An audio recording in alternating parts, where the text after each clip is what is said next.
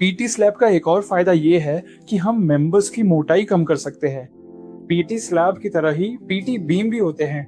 जब हम सड़क निर्माण करते हैं तो उस तरह की चीजों को सामान्य तरीके से डिजाइन करने पर उनकी ऊंचाई बढ़ जाती है। इस तरह से काम करने पर यानी पोस्ट टेंशन मेथड का उपयोग करने पर हम मेंबर की मोटाई कम कर सकते हैं। मेंबर की मोटाई कम करने का एक बड़ा फायदा ये है कि इसका सेल्फ वेट और डेड लोड कम हो जाता है। तो उसके अनुसार हम अपनी फुटिंग को थोड़ा कम कर सकते हैं क्योंकि इसका सेल्फ वेट काफी कम हो जाता है। और दूसरी बात यह है कि इसमें बर्बादी वेस्टेज को बहुत कम किया जा सकता है। इसके अलावा हमें हेड रूम यानी कमरे की ऊंचाई के बारे में पता है कि जैसे जैसे स्पैन बढ़ता है बीम की गहराई भी बढ़ती जाती है।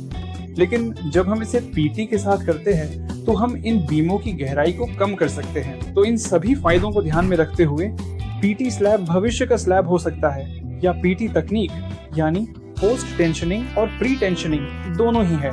ये पीटी यानी पोस्ट टेंशनिंग की महत्वपूर्ण प्रक्रिया के बारे में है जिसके बारे में हमने अभी विस्तार से चर्चा की है। ये विषय काफी अहम है और इसे समझना बहुत जरूरी है।